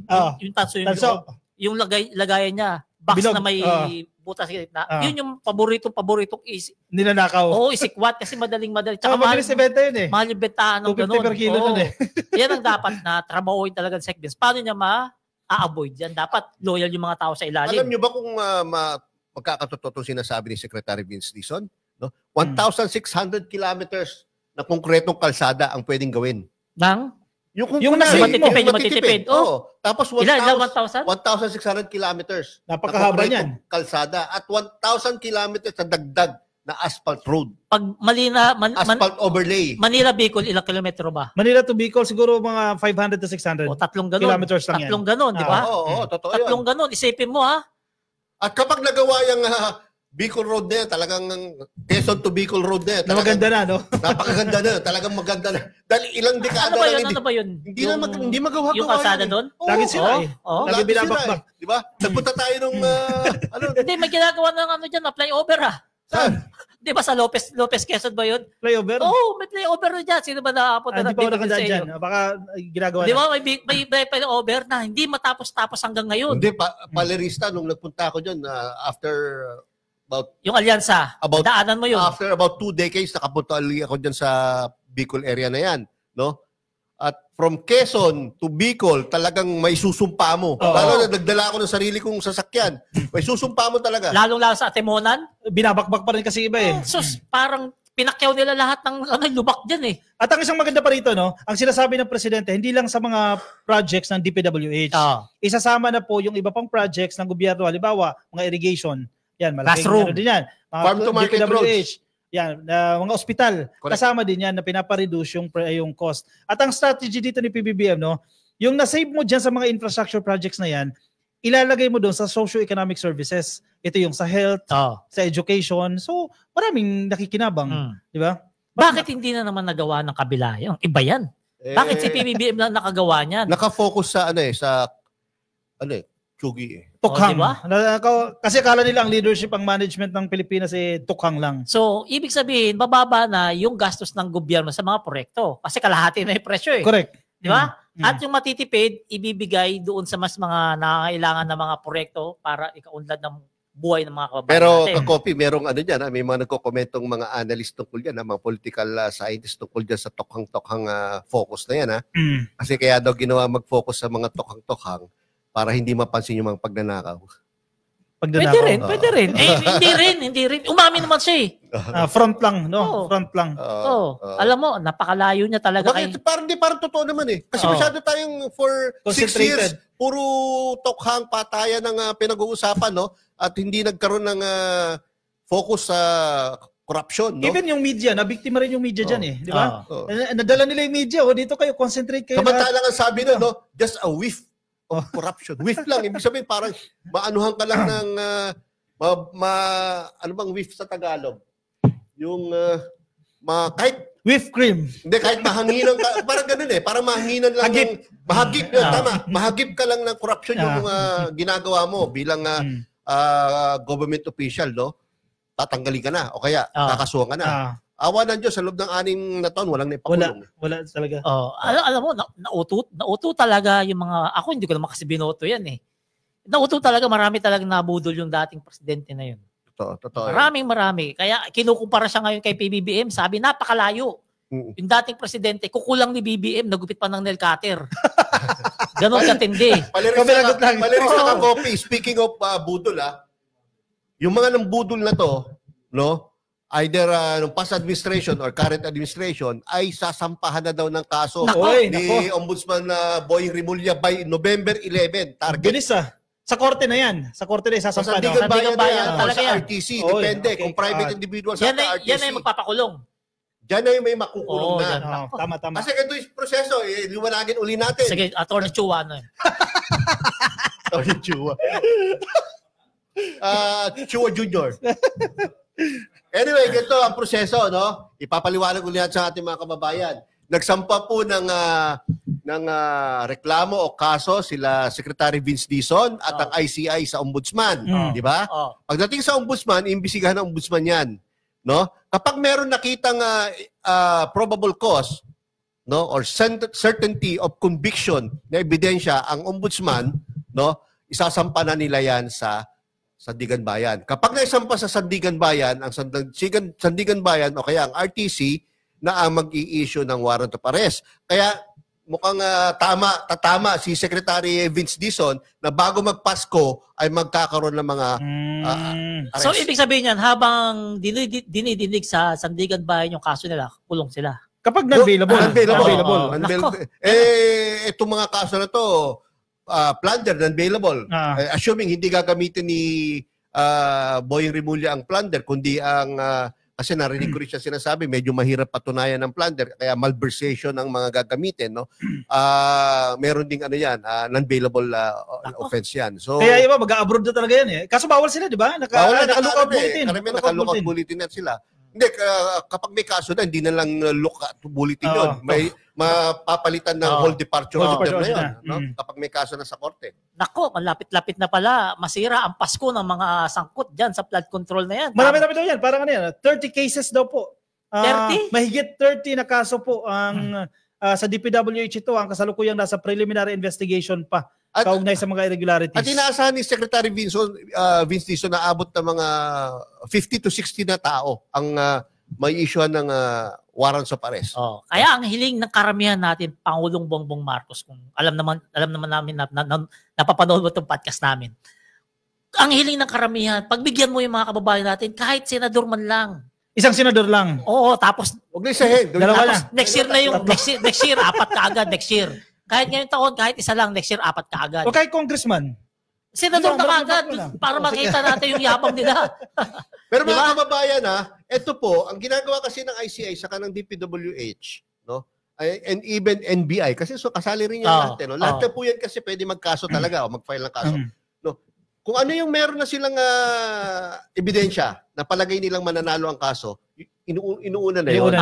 Habang ano po, every week, kapag meron na sila na-build the case, no, meron na silang mga ebidensya, Sampagad. Diyan pumapasok yung special court na sabi nyo nun. Diyan ba yun? Yan papasok yun. Kasi kapag kunyari, naisampa na nga sa RTC or kaya Sandigan Bayan, diyan napapasok yung plano ng Sandigan Bayan saka ng Supreme Court. Yun lang yung hahawakan. Yes. Walang istorbo, walang balaki. Wala. Yun ang kagandahan dyan. December, may makukulong pala talaga. Kaya ang PNP dapat mag-ready na rin ng para sa paghuli, no? Dapat tiyak yan, magkakaroon ng mga tracker teams yan. Ako baka yan yung maging... Hindi, saka CIDG ang babanat dyan. Sigurado ako si IDG yan. Malamang yan. Either si IDG or NBI. Magtutulungan yan para arresto si General Torre kaya. Baka. Na kaya sana. Hindi, kaya na ba magre-retire yun? Next year pa. Next year pa. March pa. Malay mo, may dalawa pa siyang senador na mabingwit dyan. Diba? Hindi natin masabi. Ano yan? Wala na yan? Basta na comment? Meron pa. Ayan, sa Davao. Ano yung Davao? Ayun pala, kanina. Yung kanina. Oo. Mga kababayan, no, kanina po, nagpunta si former Chief PNP General Asurin, no, na ngayon ay ICI advisor, no, and special investigator, no. Kasama pa nga dyan yung undersecretary ng DPWH ba? At si Mayor Magalong, no. At meron silang 2 lugar na pinuntahan, no, dyan sa Davao City. And ang swerte ng Davao City dahil sa dalawang chinek na projects na yan, parehong may sablay. Naku, mga GDS, mapapahiya. Akala ko ba na Singapore yan? Kaya nga sabi ko sa post ko, akala ko ba walang anomalies dyan sa Davao City? 2 pa lang ang chinek. Di baka naman, invento mo lang yan, Yam. Hindi ako lang invento. Nakita ko yun sa mga balita. No? Hindi tayo nag-invento dito talagang sa podcast Davao natin. City, Davao City, Davao City. Una-una, makikita mo naman meron akong video niyan, kahit short video lang. Tinignan nila yung rock netting project ng isang slope dyan sa Davao City para hindi bumabagsak ang mga bato o mga lupa no, sa daanan. Ginamit parang yung chicken wire. Mas makapal ng konti. Oo. Ano tawag yung square? Cyclone. Yun. Cyclone wire ang ginamit. Hindi pwede yun dun. Kaya nga. Dapat mas matitibay pa yun. Oo, kasi bibigay lang yun kapag matindi yung... Kaya. Saka isa lang hindi pwede sana yung patong-patong, pwede pa, di ba? Para mas maging matibay Kaso hindi, isa lang talaga. Hindi pa pinag-uusapan dyan kung overpriced ba yan. Hindi pa. Wala pa dyan. Kasi laki, 51 million Kaya pala... Tapos yung isa naman flood control project naman, 2 years pa lang nagagawa, bumigay na. Naku, Davao City rin. Davao City yan, Baka invento mo na naman yan. Hindi ako nag-invento, hindi ko galing mag-invento. Totoo yan. Hindi napapahiya sila ngayon. Yun nga. Kaya nga hindi... Kasi sabi nila, walang anomalya sa Davao City. Kaya nga minumura ako ng mga DDS na mga post ko. Ano sinasabi nila yan? Political persecution na naman yan. Diba? Tinututukan nyo na naman ang Davao City. Excuse me, mas nauna pa yung ibang mga lugar. Oo, alam nyo kasi mga kababayan. Sa panahon ni Pangulong Bongbong Marcos, lahat yan ine-expose. Walang pinipiling lugar yan. Siyempre, Davao City, galing na dati sa Davao Oriental, yung nagaling si Business na Pamura, di ba? Correct. O siyempre, malapit lang yung Davao City. Tinignan din kung may pinuntahan ba yung 51B? Dahil sa kasabi ng Diba? Pangulo, no one shall be spared naman. from this investigation. Oo naman. At nalaman naman natin na for the past 10 years, no, ang sinabi na rin ni Senator Panfilo Lacson sa kanyang privilege speech, mahigit 1 trillion ang nagastos sa mga flood control projects for the past 1 decade or 10 years. So hindi pwedeng 3 taon lang ang imbestigahan mo. Dahil maraming... Patras yan. Patras. Oo, maraming mga Kanina projects. lang pala yan, kanina. Kanina lang yan, kanina lang. Wala pang statement yung Diyos ng mga tanga. Wala pa. Wala pa. Mga makatanga ka, wag sa Wala pang ano yung Kongreso, wala pa. Wala. Ako, paano niya kaya sasaligid niya? Sabihin na naman, pinag-iinitan. Malamang bukas. Pero hindi niya pwede sabihin inimbento, no? Hindi niya pwede sabihin Dahil baka sabihin niya, nililihis nyo sa mga tunay na talagang mga nagnakaw. Sabihin na, dapat mag-focus kayo sa disaster response. O kapag gumanyan, palakpakan yung mga bugok eh. Diba? Alam ta mga uto-uto eh. Oo, tama ka. Kaya mali niya, ginagawa pa yung script eh. Kasi mamaya, yung script na yan, i-distribute na yan sa mga vloggers nila. Oo. Yan yung papalabasin ng mga vlogger na mga naka-payroll. Kung ano yung script na bibigay sa kanila, bukas sabay-sabay sila na bakit. Kasi payang-paya ngayon dito yun. Payang-paya kasi isipin mo, Davao City, mala Singapore, ang datingan. O, tingnan mo, Bulilyaso, 2 project. Dalawa pa lang. 100% nga eh. 2 pa lang yan. Sa mga nagsasabi na pinag-iinitan ng Davao City, hindi po. Dahil yan po ay nag-ugat sa sumbong ng mga constituents nila mismo. Sumbong sa Pagulo.ph. Galing din yan. Taga Davao mismo, taga Davao City mismo. Ang nagsusumbong. Taga Davao City, hindi taga Davao, taga doon mismo nakakaalam ng proyekto na yun na palpak. Ilan yung natanggap na sumbong mo sa Pangulo? Hindi ko lang alam yung exact number. Hindi ako nagkakamali, nasa 21,000 ang sumbong na natanggap. 21,000 ang sumbong na natanggap ng Pangulo tungkol sa flood control at sa mga public works projects. Na-empower yung mga netizens eh. Sumbong natin yan. Kasi yung anonymity mo, hindi ka naman masyado makikilala, di ba? Pero kailangan may ebidensya rin. Kaya lang sana po, no, para may magawa. Video lang, ayos na yun eh. Kaya lang sana po, para makatrabaho ng inspirado naman ng Pangulo, huwag yun ang banata ng Pangulo dahil hindi naman natin kalaban sa ang Pangulo pagdating sa flood control scam. Babanatan pa rin ng mga diligent. Kasi nga, bayad. Bayad eh. Wala naman trabaho yung mga vlogger. Wala mga. Sabagay. Magbigay ka isang vlogger ng DDS may negosyo. Wala. O, di ba? Wala. Kasi lahat yan. Lahat yan. Pangarista, di ka naman galit na galit. Hindi naman. Nagiging mestizo ka pa. Pang-reels yun. Pang-reels, parang... Hindi naman reels. Para sabi, lupit ng reels. Nakailan ka na. 3. Kayo, wala pa. Ako, meron pa. Baka 2. Si John, reels ito siya, puro tawa eh. Hindi ako nag-reels eh. Ano yan? Oris, ito na kay Joe. Sige, basahin ko na yung comment ni Job Duyaw. Good evening po sa inyo. Baka bigyan nyo ng pansin ang ginagawa dito sa San Benito. Dinalupihan Bataan. Oy, nagre-re-asphalt pero walang kasira-sira ang National Highway. Sayang ang pera na pwede naman gamitin sa ibang proyekto. Ako ma'am, ganito gawin nyo ma'am. Yan ang sinasabi ni Bison. Picturean mo o videohan mo yung nangyayari. Send mo kahit kanino sa amin 3. Forward namin yan. Bukas makakarte kay Secretary Bison yan. Sige, promise. Mamumura niya kung sino yung gumagawa. Pinatigil niya na yung ganyang gawain. Job Duyaw ha, Job Duyaw. Ilagay mo yung exact location ha. Picturean mo. Barangay, tapos yung kung anong road yan. Picture o video. Yan. Video, mas maganda para makita talaga natin ang gusto. Kung isasend mo ngayon, wala pang 3 segundo makakarating na kay Sec Vince Dizon yan. Punta tayo sa Pampanga, yan din ang reklamo nila eh. Itong lugar na sira na dapat ayusin, hindi nyo pinundungan. Itong napakaayos sa kalsada, dyan yung nilagay yung pondo. Correct. Kaya nga eh. Nakita nyo yung pinuntahan natin doon na baha.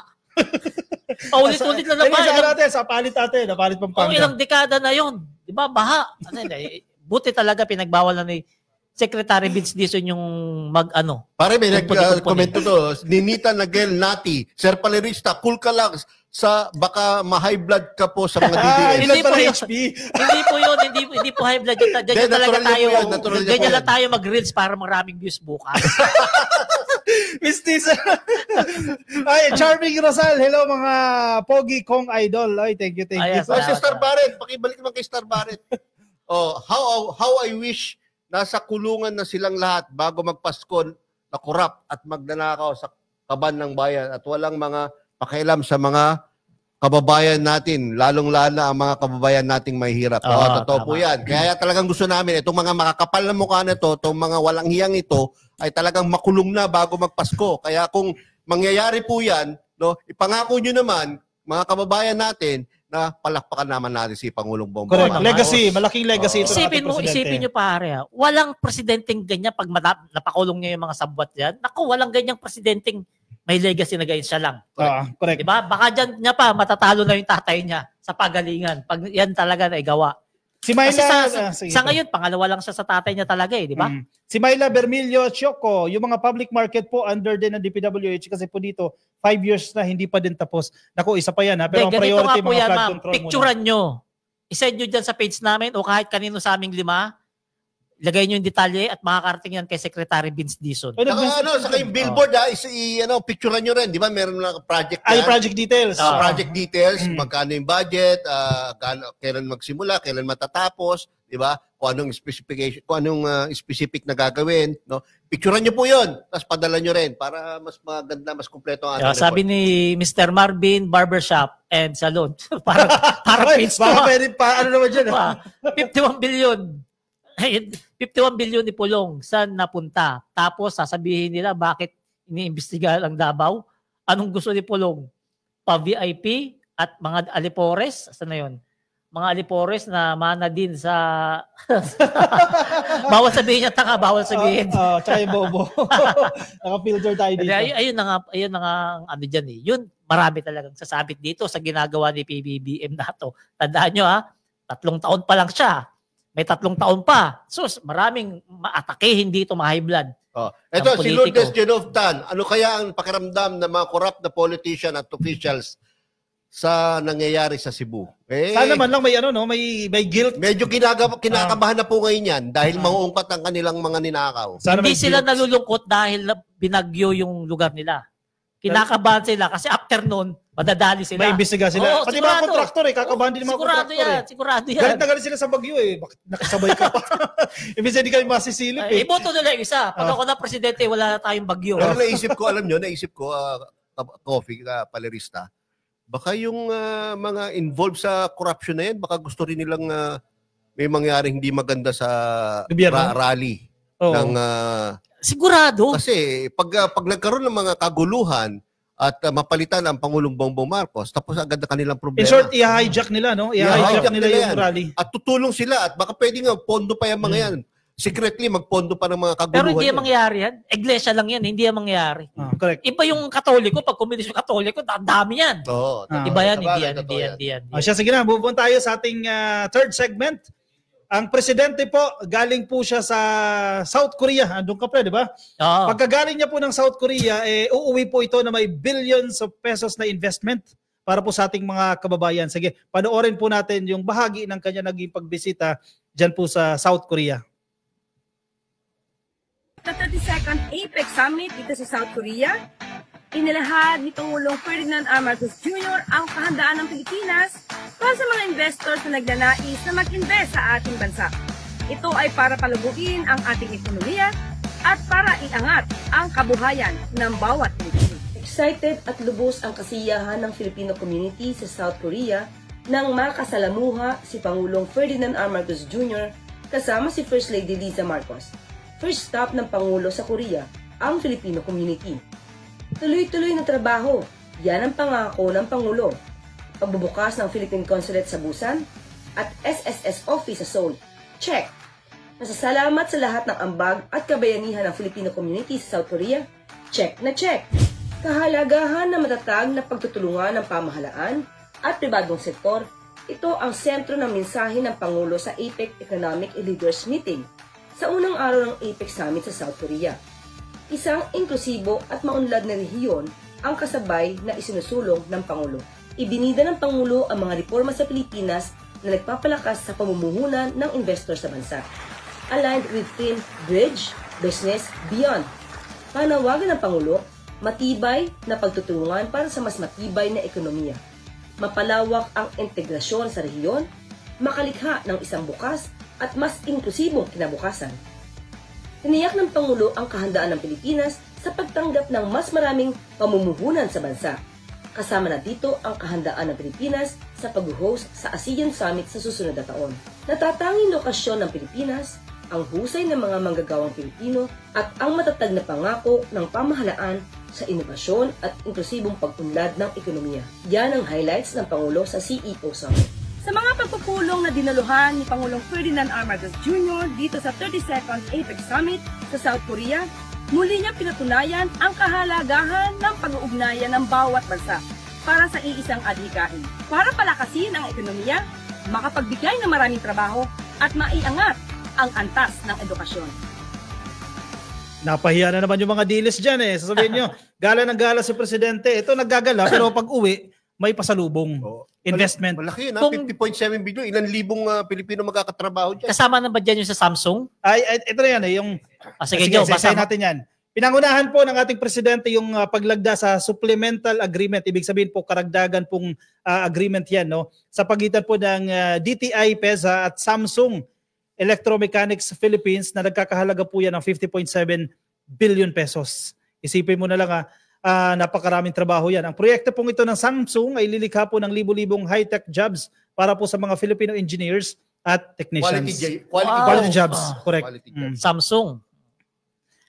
Nangako rin ang Samsung na magbibigay, yan na yun magbibigay sila ng training sa mga Filipino workers at magtatayo sila ng R&D o Research and Development Centers kasama po yung ilang universities dito po sa Pilipinas. Wow. Ang alam ko pati yung LG, di ba? Yung LG, may nabasa ako noon eh. Ayon kay Pangulong Marcos na makakatulong sa kanyang anti-corruption expose at ang mga aksyon ng gobyerno sa pag-akit ng maraming foreign investors. Yan, tama yan sa tingin ko. Tama ako, naniniwala ko dyan. Itong ginagawa ni PBBM na anti-corruption campaign, no? Mas magkakaroon ng kumpiyansa ang business community dyan, whether domestic or foreign business community, no? Na mag-invest sa Pilipinas. Di ba?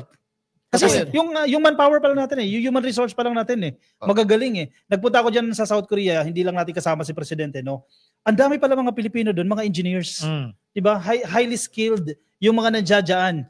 And ang maganda pa dito, ang Presidente sa pagpunta niya, nagkaroon siya ng mga bilateral talks.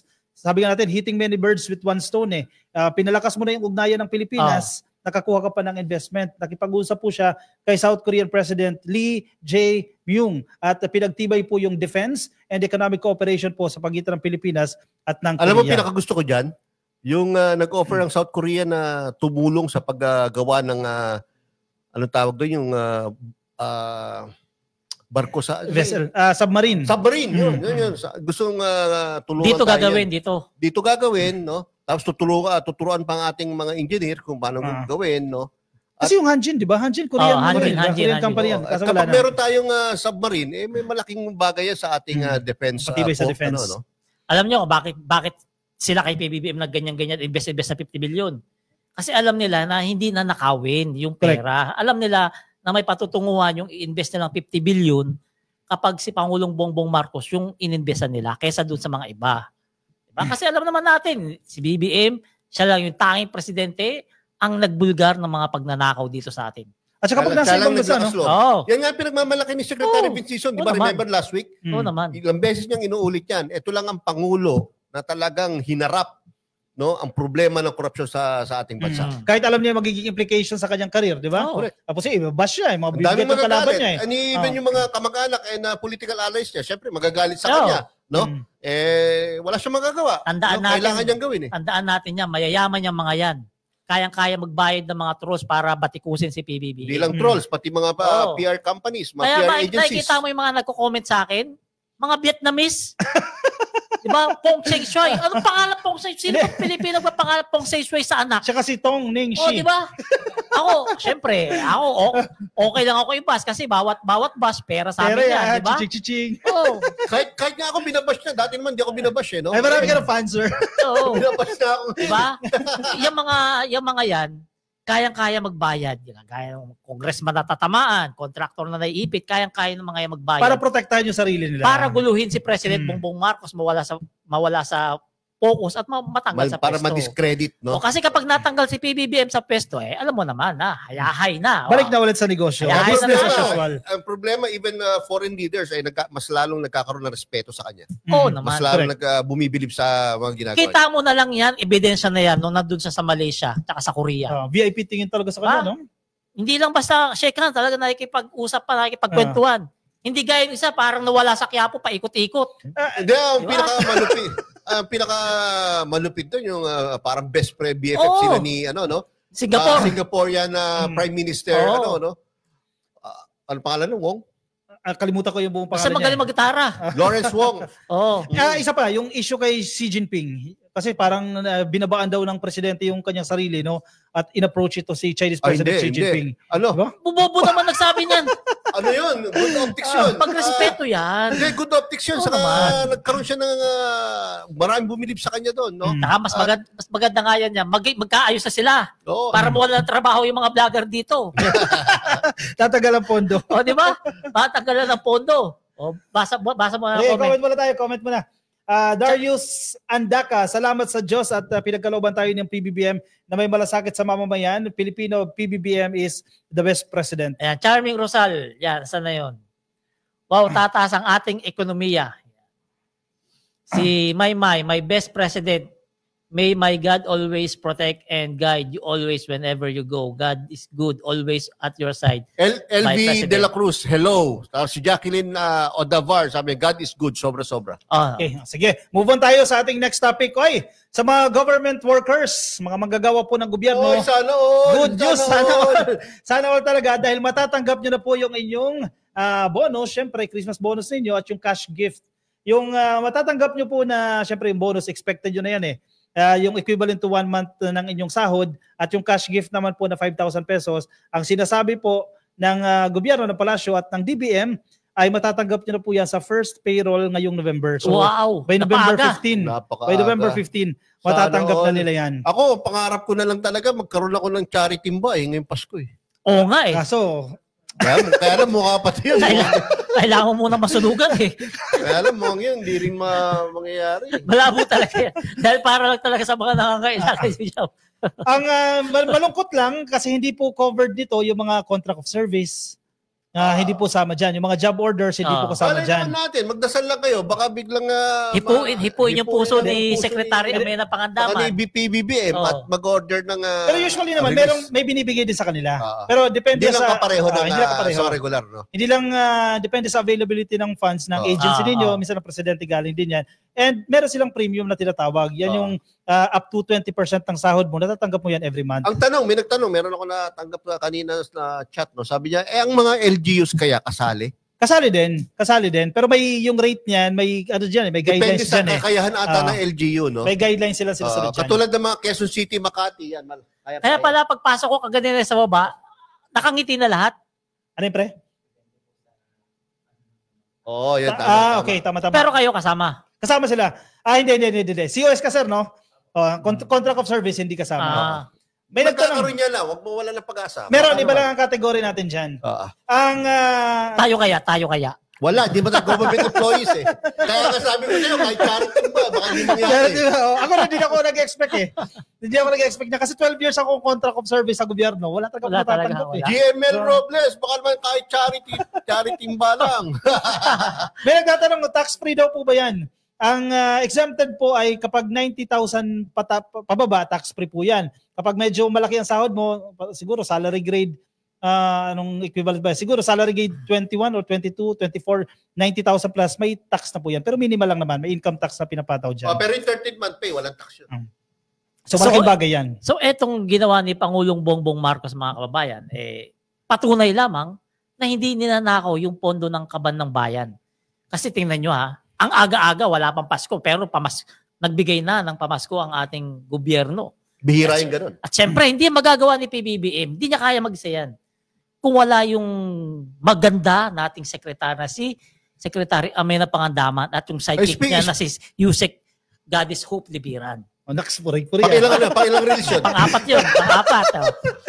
In fairness, Diba? kasi proper management ng ating resources yan eh. Oo naman. Kasi kung hindi ayos. Speaking of yung mga disbursements ng DBM o ng gobyerno, no, mas malaki ang binabayad nila ngayon sa utang ng gobyerno Oo naman. kumpara nung nakaraan. Ibig sabihin, mas mapapabilis natin, hindi naman siguro matatapos. Pero ibig sabihin, kayang-kayang bayaran yung utang. Mababawasan na malaki. Hindi nagkakaproblema ang bansa. Napaka-liquid ng ating bansa. At isa pa, nananawagan din po yung ating presidente no, na dahil sa mga nangyayaring mga sakuna sa Pilipinas, sana maging judicious po at maging prudent po tayo sa ating mga year-end celebration. Maging payak. Simple.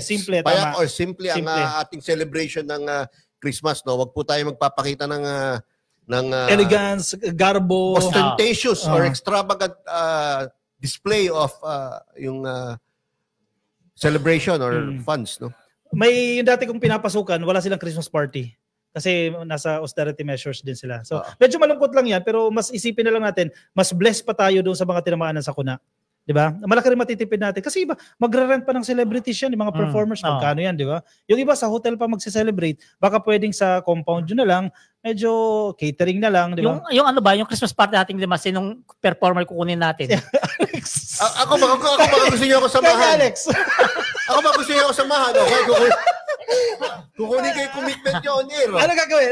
Sa birthday ko sa December, mamimigay na lang ako sa mga stunted kids ng mga sige, sama na kami dyan. Pagkain nila. Okay, push Kasi na yan. matagal ko ng advocacy yung yung malnutrition sa Sige, stunted mamimigay tayo. kids. Saan tayo niyan, sir? Saan tayo? Para maghatak tayo. Titingnan natin kung kaya natin mag out of town sa naging biktima ng mga kalamidad. Cebu. Or baka Metro Manila. Depende, tingnan natin kung saan. Pwede Pero yan sa Cebu.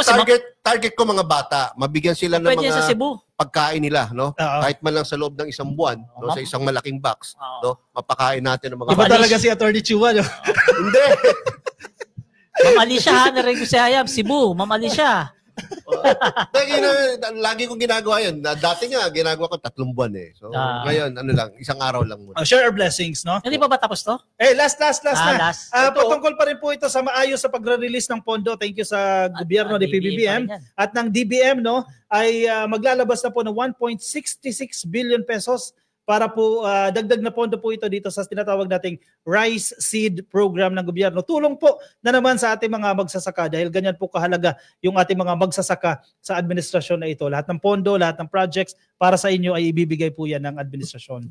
Shoutout sa mga taga-Department of Agriculture. Sana naman po makatanggap talaga ang lahat ng mga magsasaka ng mga seeds na yan. No? Hindi pinipili at hindi iilan lang ang or hindi din binibenta. Kasi alam niyo, dami natin natatanggap ng mga reklamo pagdating sa mga sa field eh, no? At may mga nirereklamong mga Department of Agriculture, mga offices, no? So sana po pamigay natin ng tama itong So ito, mapapakinabangan to next na taniman, next season ng taniman. Wet season na yan. Kasi harvest season na yan. Itong mga seeds na to. Dito, makikita natin pag ito hindi binagyo, itong mga time na to, malaking kita rito ng mga magsasaka. Correct. Kasi yung seed libre na kasi. Ano ng gobyerno, bigyan ng gobyerno eh. In fairness, sabi na naman ng mga magsasaka, kasi iniikot din natin yan, no? Malaking pasalamat nila dahil ang dami ng libre, di ba, mula sa gobyerno. At the same time, maganda na yung patubig, mataas yung production nila. On average kasi siguro 90, yung iba 90 sacks per hectare lang ay naanin nila. Ngayon, pumapalo na ng 115, 130. Yun yan, lang mababa lang yung presyo ng palay. Pero nakakompensate naman yan dahil tumutulong yung gobyerno, sasagutin na yung cost, napapababa yung production cost nila. So ito, tulong na naman to ni Secretary Amenah Pangandaman kay Pangulong Bongbong Marcos para maisakatuparan to. At syempre, andyan yung secretary natin magaling sa Department of Agriculture na si Secretary Chu Laurel. At syempre, wag nating kalimutan, Secretary Conrad Estrella III. Isa din yan. Dahil magkapatid yan eh. Magkapatid yan. DA at saka DAR, magkapatid yan. Si pambansang katiwala. Pambansang katiwala. Parang sangdaan. Pag-aalis ang presidente, ibibilin kay Secretary Conrad Estrella. So dito, masaya yung mga magsasaka dito sa proyekto na to ni Pangulong Bongbong Marcos dahil kung sawa na sila sa binibigay na traktora, sawa na sila sa binibigay na truck, sawa na sila sa binigay na rice processing facility kasi nagagamit na nila.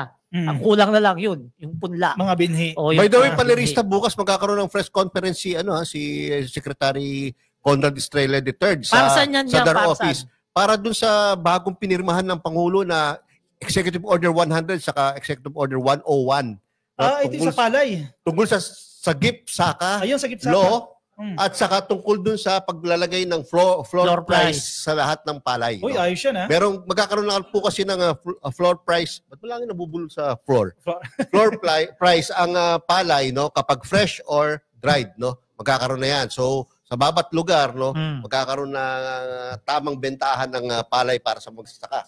Alam mo, maganda talaga yan. Lalo pag ma-monitor talaga yung floor price na yan, malaking talagang tulong. Tiba-tiba yung mga magsasaka. Malaking tulong talaga. Kaso ang problema na naman, gaya niya, may bagong batas, yung mga buhaya, ngayon pala nag-iisip na kung paano ko kontrahin yan eh. Oo, mga negosyante talaga. Pag ako bumibili ng bigas, alis to sila eh. Alam na lang vlogger ako eh. Hindi sila pwede mag-overpress sa akin. No.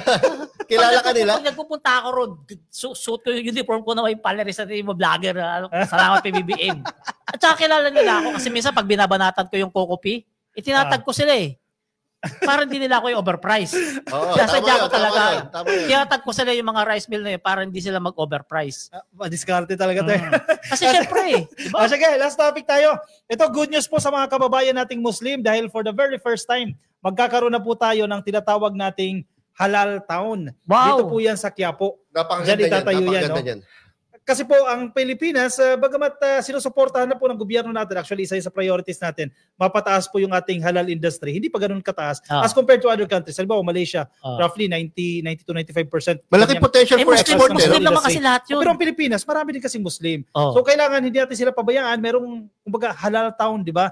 Yung mga nagtitinda dyan, mga halal certified yan, para magumanda yung kanilang industriya. So, yan ba yung narinig ko na pupuntahan ng mga turista, papagandahin ni Yorme, ni PBBM, ni Secretary Amena, yan yung... Ayan yun. Diyan sa Quiapo yan. Sa may kabilang side ng Quiapo. Oo. Ano daw yan instruction ni Pangulong Bongbong Marcos na magkaroon ng ganyan.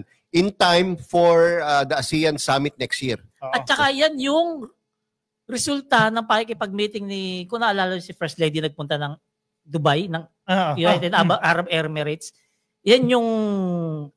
totoo. Yung resulta ng meeting niya na yung sa UAE, hari ng UAE, magbibigay ng pondo, mag-donate ng mosque dyan okay, sa tutulong Muslim sila ang gagastos sa pagtatayo ng bagong mosque. Diyan sa tayo sila bagong mosque dyan na mas malaki, mas maayos. Yun, trabaho ni First Lady yun, meeting nila doon sa Dubai. At kapag si First Lady ang nagtrabaho, it's good as done. Kasi binanggit na mismo ni Secretary Amena yan nung nagpunta tayo doon noong Lunes na magkakaroon sila ng bagong mosque roon na handog ni First Lady at saka nung UAE. Kasi napakaganda ng Quiapo, no? Napakaganda ng Quiapo. Yun nga lang, yung mga pickpockets lang, mga mandurukot yung kailangan natin sawatan. Hindi, sinabihan ni Yorme yung mga matataas doon para may mga leader-leader sila ron. Totoo yan. Kilala nila may yan. papangako niya ba, lahat ng bibisita rito, hindi niya dudukutan. Sabi nung Lex, hindi mapapahamak. Siyempre, yung mga boss-boss din, may mga ginagalang pala ron ng mga leader-leader. So alam nila dyan kung sino yung mga kulimbat eh. Totoo yun. Ay, alam mo naman, kapag yung mga Muslim nagsabi ng tapos, talagang totoo yan. Correct. Diba? Kaya, hindi, saka nakikita ko, safe naman kasi maluwag yung kalsada. Saka yung mga leader na Muslim, ay nila mapapahiya. Kapag nag-commit sila, ay nila mapahiya sila. Naman. Alam mo yung kalsada nila, maluwag, hindi yun mabaho, maayos, hindi matraffic. At saka, kabilaan yung kainan dyan. Sira diet mo talaga dyan. Ano yun nga nakasulat proyektong tinalakay ni PBBM at Yorme? Bago kasi niyan, remember yung nag-launch niyang Phase 4 ng Pasig River Bigyang Buhay Muli? Na-announce na ng presidente yan. Nag-usap si Mayor Isko Moreno at si PBBM na ito yung mga projects na gagawin natin sa Manila. Halimbawa dyan, yung pagko-convert ng basahin mo na isa-isa. Maliit eh. Pagtatayo po ng Intramuros Forest Park, yan po yung proposed mula po sa Intramuros Golf Course, gagawin na lang pong Forest Park yan. Maganda yan. I-restore din po yung Plaza Calderon. I-rehab po yung Loton Underpass. Ang pagkukonstruct po ng pamantasan ng lungsod ng Maynila College of Health and Sciences. Pagpapatapos ng Binondo Minium 2 and 3. At yung 4 na in-city vertical housing towers dyan po sa Bureau of Plant and Industry Compound. Yung Land for the Landless program sa 4 na lokasyon, yung operation and maintenance ng Metropolitan Theater at yung development po ng parking facilities sa ilalim po ng Skyway at NLEX connector para maibsan po yung traffic. Grabe, ang daming proyekto sa Manila, no? Napakaraming projects. And then kagandahan kay President Bongbong Marcos, hindi talaga tumitingin sa politika dahil noong nakaraang 2022, magkalaban sila sa naman. politika. Pero ngayon, kaalyado niya na, no? Isipin mo lahat ng project na yan, pag natapos, napakaganda ng Maynila. Totoo yan. Napakaganda. Esplanade pa lang, ang nakasira lang dyan, yung tambak-tambak na puti-puti na na yan. Dolomite. Manila Bay. Ayun. Di ba? O siya, sige, bilis ang oras. Comment. Teka muna, last. Nagkaroon ng love for all kahapon Oo nga, sa Cavite ba yan? November Ba yan? 4, saan Yung yun? Cavite?